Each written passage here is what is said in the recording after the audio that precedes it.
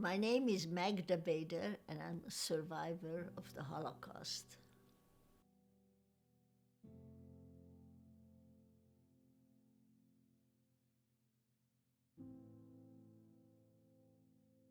Well, I grew up with my family in a town called Munkacs in Hungarian.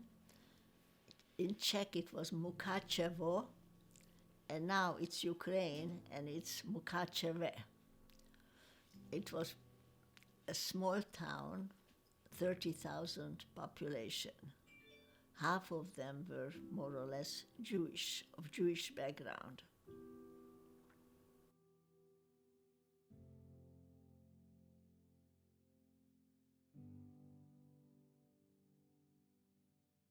Well, we were a big family.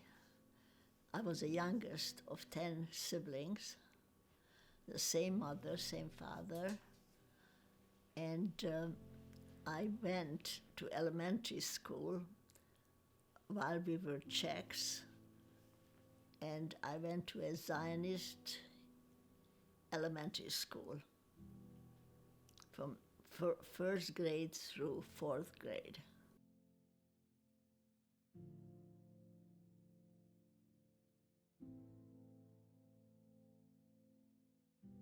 There were 6 girls and 4 brothers I had. And in the area, in that town, my parents were married and my mother's father and mother I saw because they were still around. And my father's parents I did not know. They were not around anymore. My mother had some sisters and brothers. I knew them, but not very well. But we lived in the same town.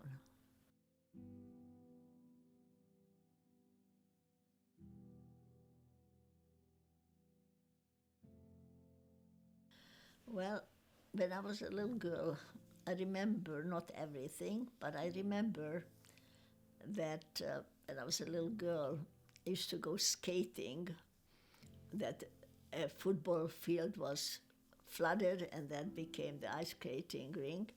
And we had kind of skates that you had to use a key to put it onto your shoes or boots. And then while you were skating, the shoe maybe was not tight enough, or my skate wasn't tight enough. And so that flew separately from where I was standing. And usually I would follow my older sister, and because there was like 6 years difference in age. But that was when I was very small. And I remember also that in the winters were heavy snow and all that. And I remember we had a big dog, like a German Shepherd, and a little sled I had that he would pull my sled.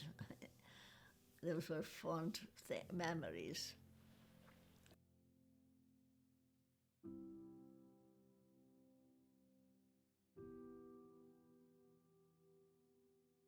When the Nazis became the power over that part of Hungary, because by that time we were under the Hungarians. So at the very beginning, that was in 1939, things were okay at the beginning. We were still in our home. But as time went on, things were getting less okay. My sisters and brothers, well, some of them were not at home because they finished high school, and then those went to Prague to university. Then when Hungary became more influenced by Germans, things got worse and worse. We were in a part of Hungary that was part of Czechoslovakia. And so Hitler occupied Czechoslovakia already in 1939. That's when we became Hungarians. We were Hungarians till 1944. And so by that time, Hitler had a very strong influence on Hungarians and how Hungarians were treating the Jews. But they were treated differently in different parts of Hungary. In 1944, Hitler had a big influence on Hungarians, and the Jews, he wanted to see them all gone within a very short time. Whatever they have learned from other European countries where they got rid of Jews, in Hungary they did it much faster, spending much shorter time in ghetto, and big numbers of Hungarian Jews were eliminated in camps, mostly in concentration camps like Auschwitz.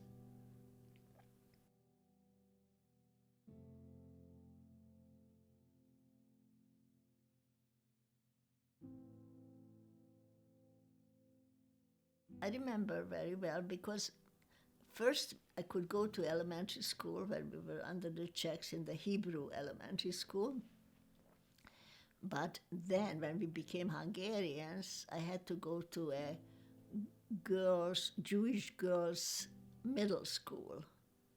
So that's the kind of school I had, and I only could go till about 8th grade. And then all hell broke loose. I cannot say it in a nutshell, but we got orders to leave our home in 24 hours and move into a ghetto, which we did, moving. They made one street into a ghetto in our town, which they sealed on one end to another with a German shepherds, dogs watching, and guards with rifles. And I remember we moved in with some family members, some aunts, and also where my grandparents were also. And then after the ghetto, we got an order to vacate the ghetto and start marching. And we had to go very, very fast. It was already like end of May, and it was very hot weather. And we had to march like 5 people in a row. And I remember very well that my grandfather was walking along us, my mother and me, and my grandfather fell down, and my mother tried to help him get up, and the guard hit my mother with his rifle butt and forced her, my mother and me, to leave my grandfather on the ground, and then we had to march on. And where we marched, which was like 5 or 8 kilometers distance, it was in a big empty space.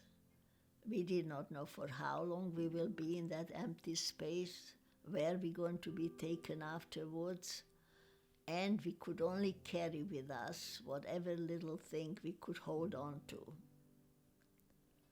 And this was our initiation of things were going to happen to us.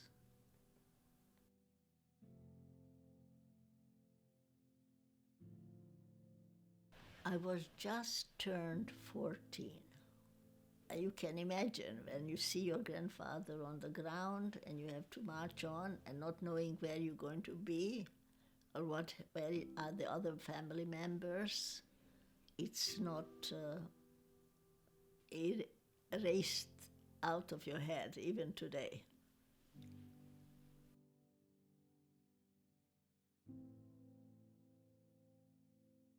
Okay, that field was a big open air. It was a brick factory where they dry the bricks, and there was no grass, there was just weeds and concrete or mud.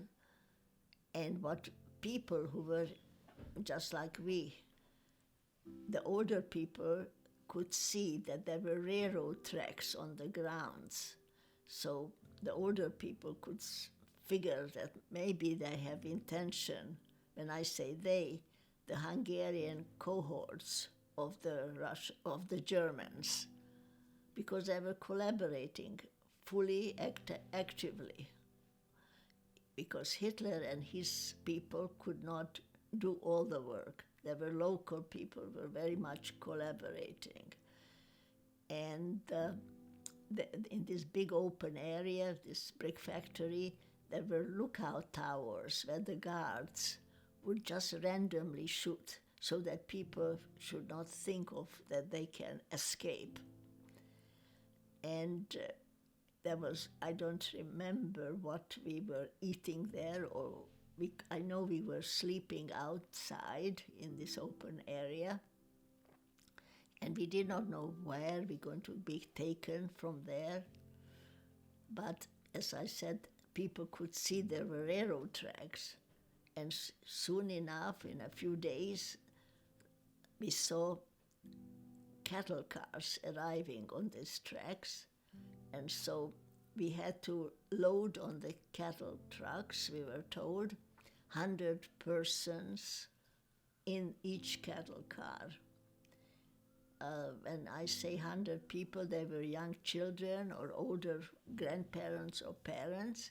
There were no young men anymore, because those, like my brothers, were called up earlier, already in 1942. What I'm describing is what happened in 1944. And so there were only young mothers, children, young women, and so forth. And I remember very well that as we had to load those cattle cars, as they were shooting randomly, one of my teachers, a woman, Hungarian, she was shot randomly and she was killed. They just pushed her aside, and then everybody had to go on to the truck and the cattle cars. We were given 2 buckets, one bucket for using as a bathroom, and the other bucket for water to drink. And when we were in the cattle cars, it was very noisy, a lot of crying, a lot of screaming, got very, very hot, very crowded. There was no way for everybody to sit down unless one was sitting practically on top of each other. And these cattle cars had only small openings on top for cattle to breathe.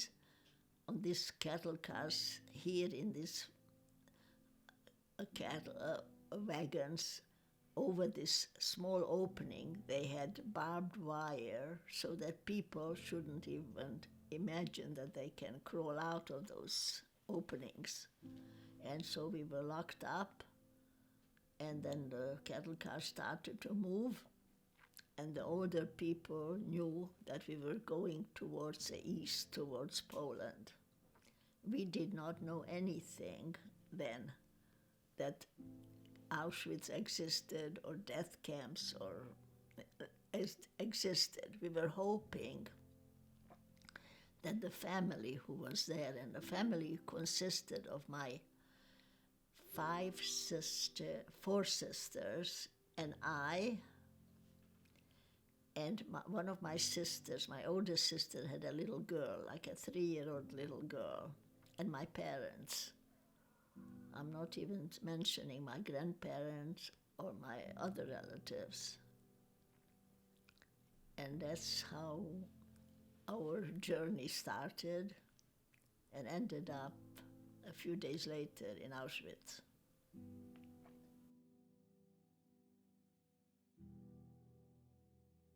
Yeah, I remember that. Well, I know there were lots of railroad tracks sort of converged. And we were given orders to get out of the cattle cars fast.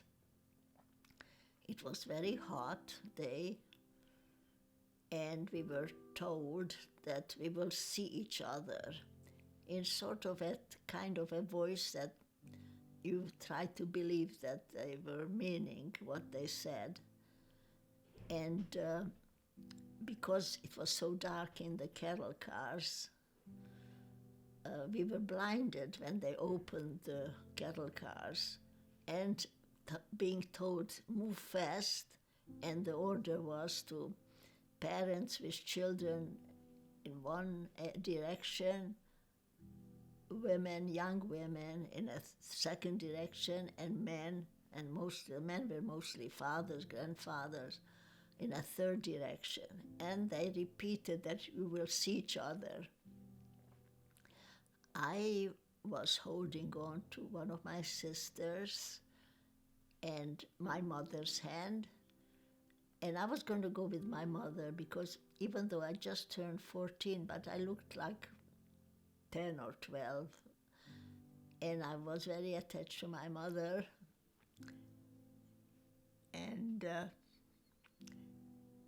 because of the orders that you go and were told that you will see each other, I sort of let my mother's hand go, and so she went with my sister and the baby, and I went with my three sisters. And that's the last time I saw my mother and my father and my sister with the baby.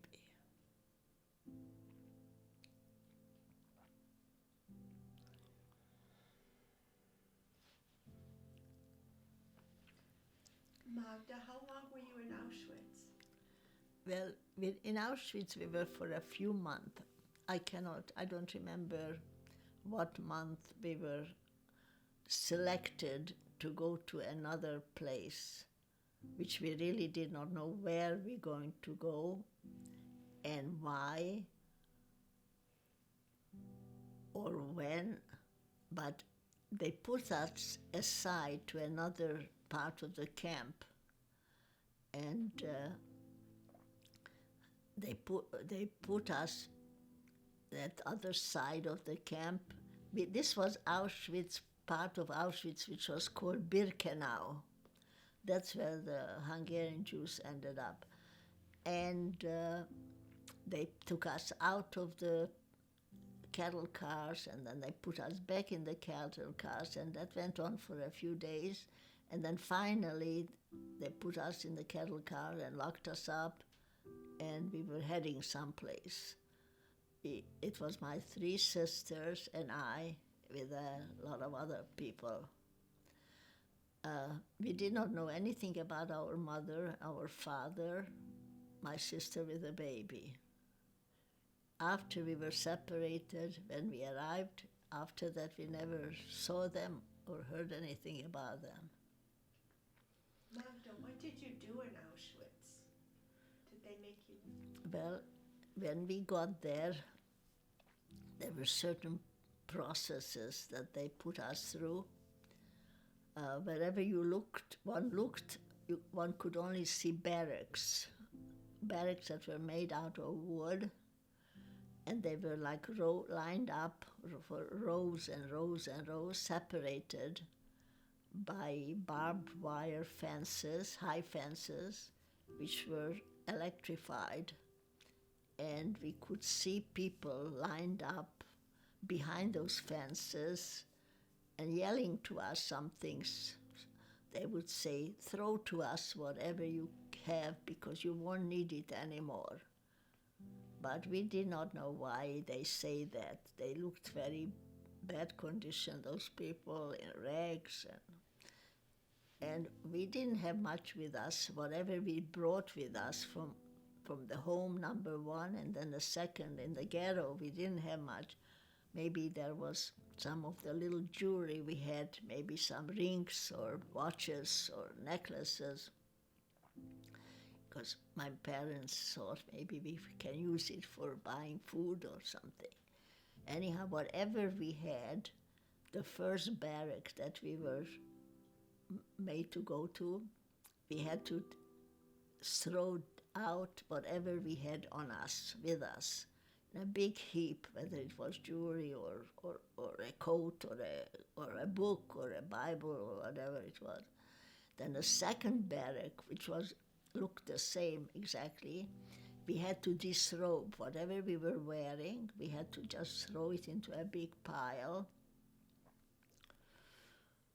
And then we had to go into a third barrack where we were shaved, our heads, and those who, and then we were told to go into after that to another barrack, which they called a disinfection shower to take, which was not like any normal shower that you could imagine. There were little water coming from the top, like from faucets, very primitive, cold water, and standing on concrete floor, and no soap, no towel, just get out, and then on the other end of the barrack, pick up something that one could put on.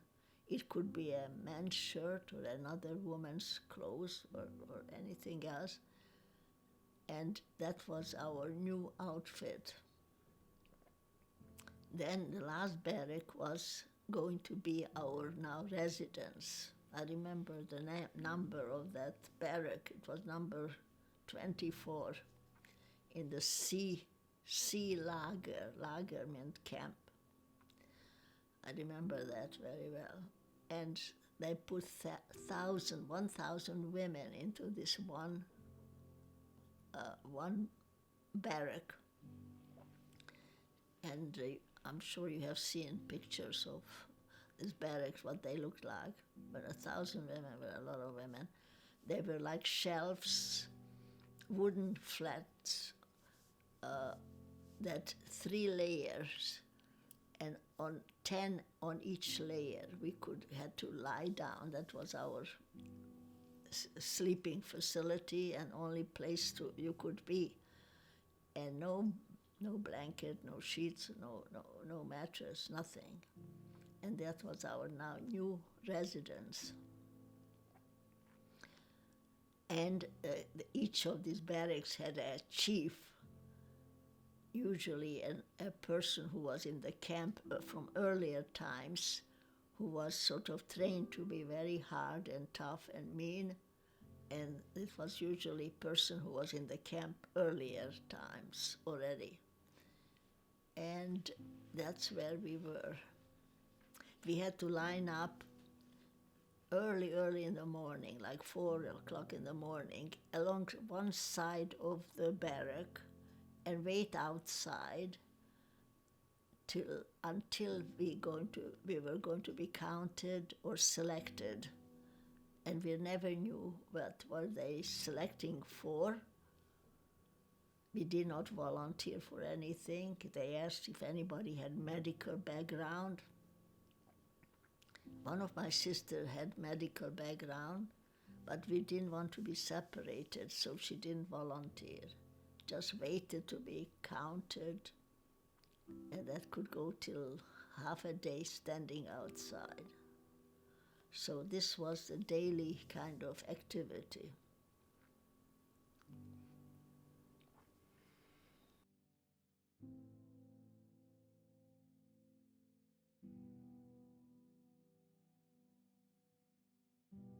Auschwitz was already in the throes of getting rid of people as fast as they could, in any ways that they could, either gassing them or shooting them in groups and just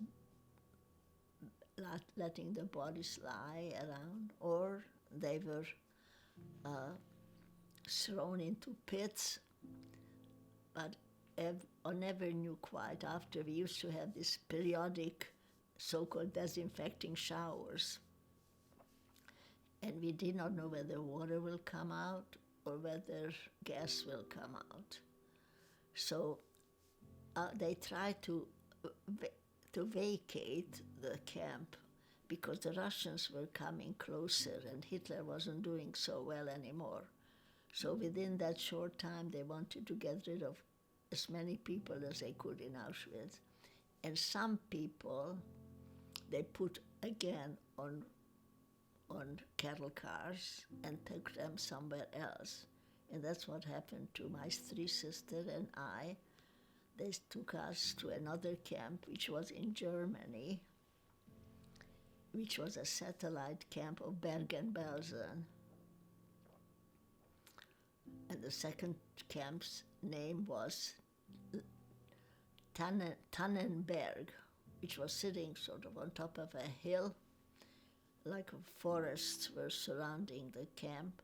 It was a small camp. They took there like anywhere between I don't know exactly, from Auschwitz, how many they took, but it was a very small camp. And that was our second camp. There they gave us uniform, gray and blue striped dress. No underwear, no shoes. The shoes were wooden clogs, no stockings. Our heads were shaved from Auschwitz still, and it was in the winter. It was very, very cold.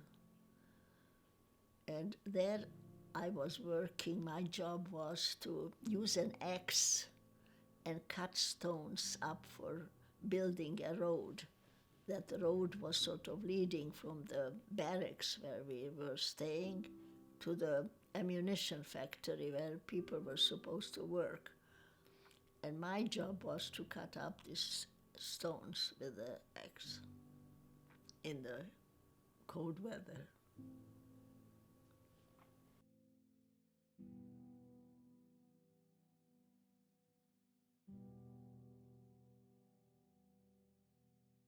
That the war already was getting worse and worse for Hitler and his people.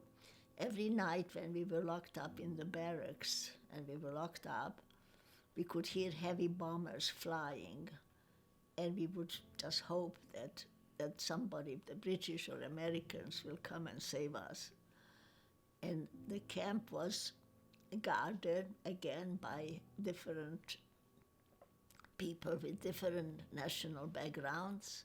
They could be Slovaks, or they could be Romanians, they could be Hungarians and Germans, but we were in Germany.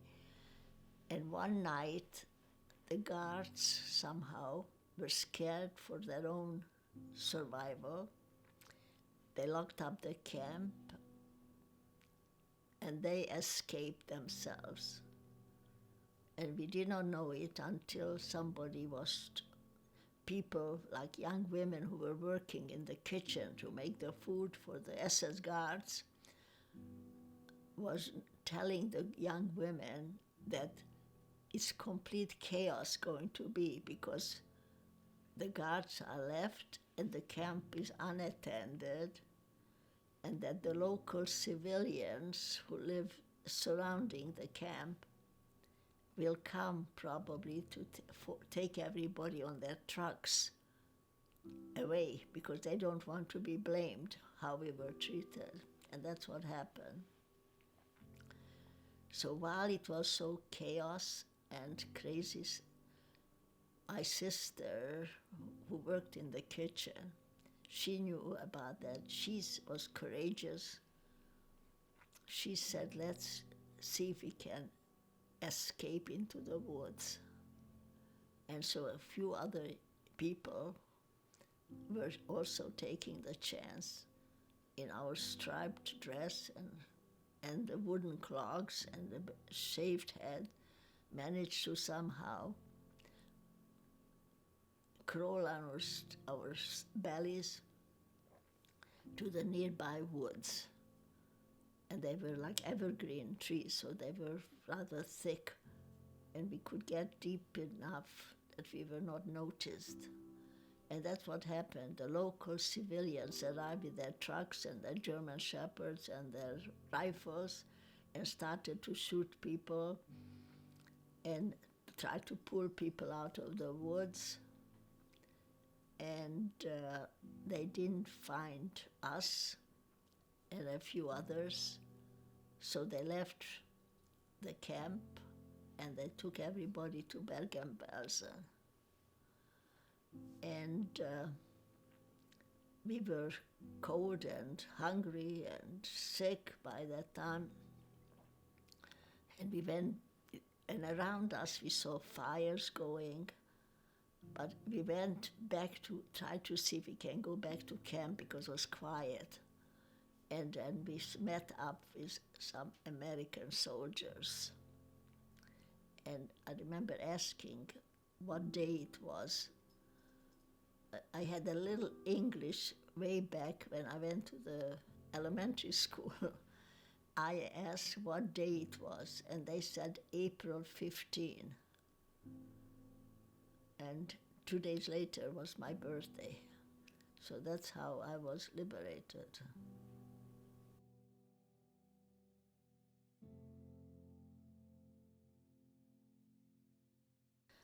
There was no,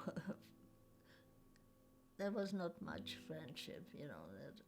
I mean, if there were two sisters or sometimes a mother and a daughter, let's say if the mother was 40 and the daughter is 20, you know, people were caring about each other, you know, they helped each other.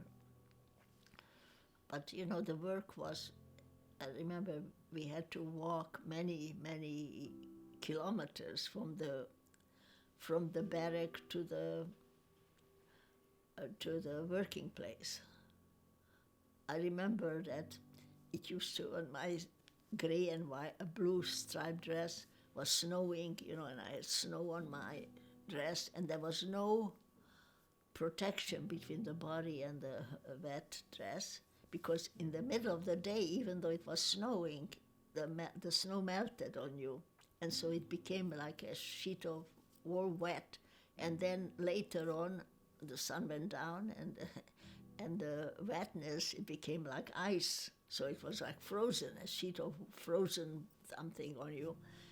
And I remember I found like bags, you know, like where they have, in heavy bags that they keep, you know, something like cement or something. I found that and I put it under my dress with a rope or a string or something. And when we went back to the campground, we would check to see if we were carrying anything. There was nothing to steal anywhere. But I remember I was punished for having that heavy bag on my body, you know, to shield me. And the only other thing that I remember that camp, that, you know, the guards, as I said, were not there to be your friends. And one day I was selected to go with one of the guards to the nearby town, to a butcher's place, to pick up the guards' meat, sausages or whatever. And I had to sort of pull a little wagon, like, you know, this children's little wagon. And when the woman, the butcher's wife or something, saw me, he had pity on me. She quickly put me into like another space and gave me something to eat, like some wurst or some salami or whatever it was. I couldn't eat it fast enough, you know. But that was about the only time that I remember somebody was trying to be kind. Well, this is my life, okay?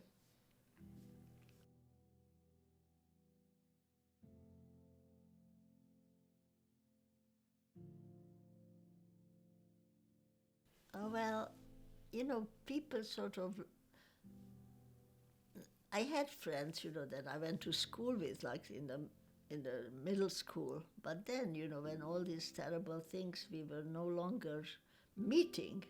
I remember when I went to school, we would go together, you know, I'd say Saturday was a day off, you know, because we went to Jewish, we would walk each other home, you know, like first I would walk the friend one way and then she would walk me back and we would walk arm in arm. That was the way we would walk. And I remember when I was, you know, my father was always very kind and he said, take your friends for an ice cream before that, you know, like, and we were then, I remember this ice cream parlor was, you know, serving Saturday, but not taking money on Saturday. So I would go and prepay Friday so we could go on Saturday for an ice cream. But I was lucky, and here I am.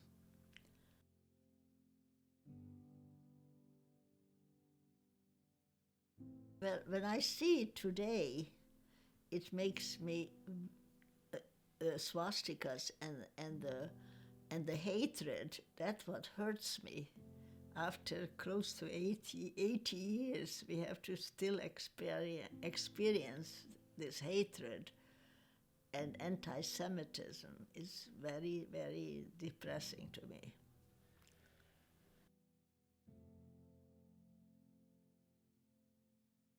This is a symbol of hate, and it has been used by Hitler, and it created so many millions of people killed because of the hatred built up, and that this is not the way Americans should behave towards each other. And this is what I stand for, that for people should take care of each other and be helpful and kind and give them a chance, no matter what background they have or what religion they have or what color skin they have or where they are from originally. Because the ideal is to be caring about each other.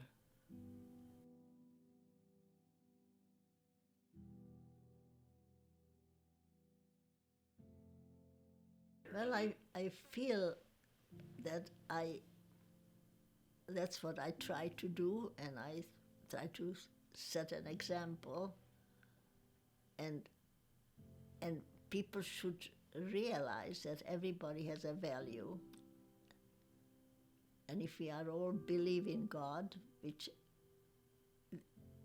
this is what God would like us to do, to treat each other like human beings, which means caring the way we would like to be treated.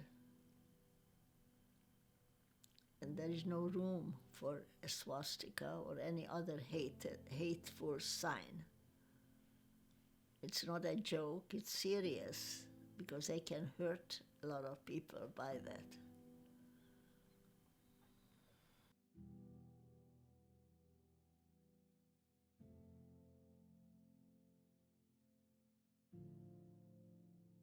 Well, we don't want it to be repeated, because there will be, we have to teach each other, we have to teach in schools, in human relations, wherever we are, whether we are on a football field or whether we are walking on the street or shopping, that we should treat each other like human beings with respect, and then we would have a better world all around.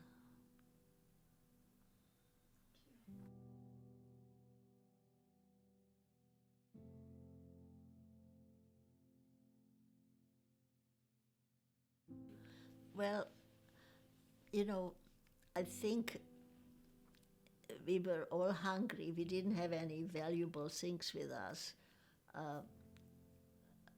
I think, you know, with probably the little jewelry that we had, we took with us, you know, whether it was a ring or a necklace or, you know, because it was something that we thought we could trade, you know, for food, you know.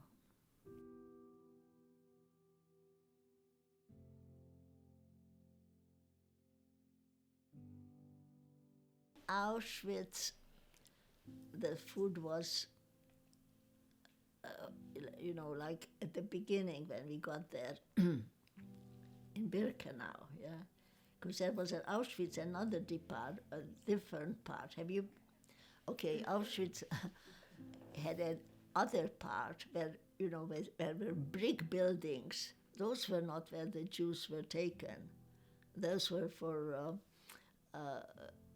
who were maybe objecting to Hitler, or, you know, or who were deserted the army, or, but we, the Birkenau, we were in these wooden blocks, wooden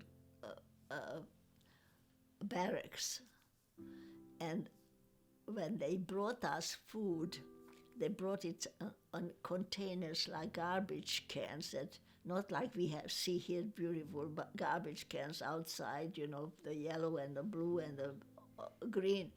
They were beat up aluminum containers that were all bent and twisted. And they brought something that was like a soup once a day. And there was, if we could find a rutabago is like a turnip, in it, we were considering it lucky. And they gave us a chunk of bread that was like let's say 4 inches by 6 inches. And that was tasted like it was made from sawdust and sand or something. We couldn't swallow it even though we were hungry.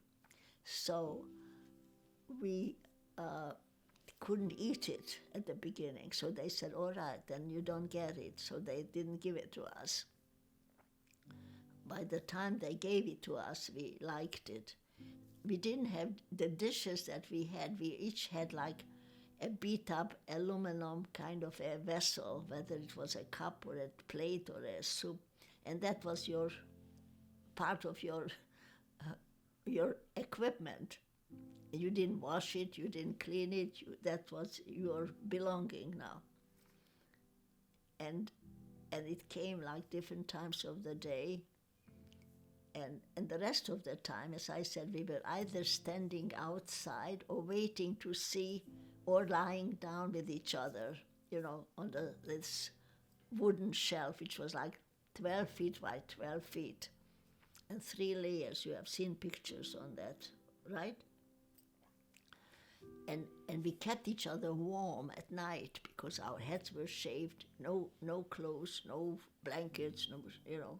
So we kept each other near each other, the heat of the body.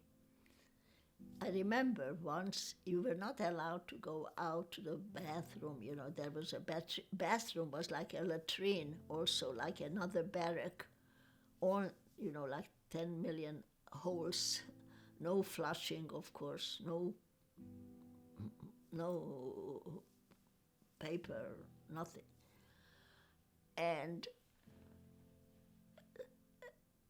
you could see people going to work someplace, maybe men, because there were, you know, man camp area, you know, there were, I remember across my barrack or on the other side were like gypsies, you know, gypsies, Romas, and they were from different countries, Hungary, Romania, but they were together, the family.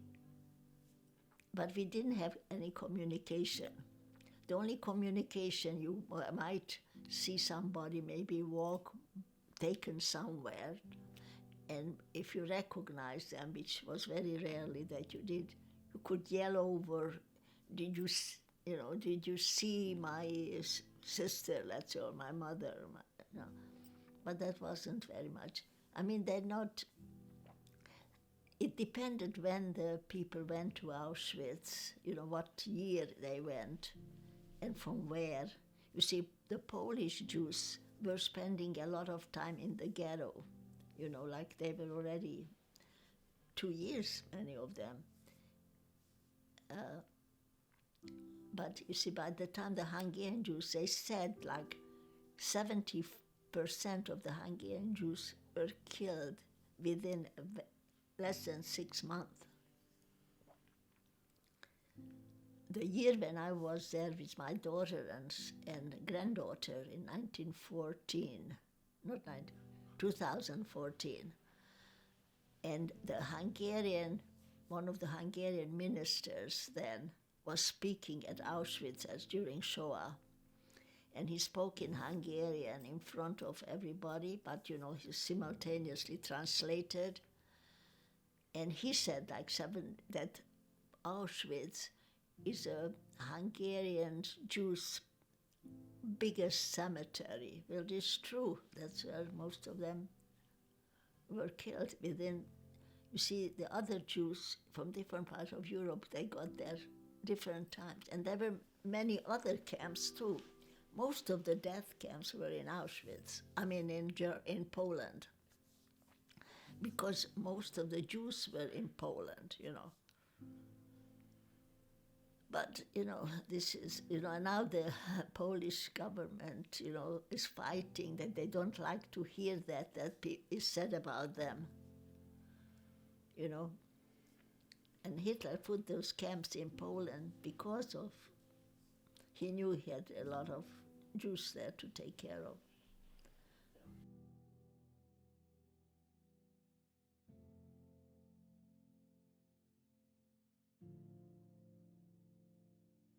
What I would say, what I said before, I would like to see people who believe that that they pray to God. If we are all God's children, we should respect each other and treat each other like God wants us to be treating each other. Feed each other, care for the other person, and not hate without even knowing anybody. I would like to see a world where people would get along with each other. Not shooting and killing, because this is what we see today around. Every time you listen to the news or you pick up a newspaper, you see all these terrible things in schools. Young children get killed. So, Thank you. it's sad, because the world can be a wonderful place and a lot of good opportunities for young people, and not to waste their lives by killing and hating.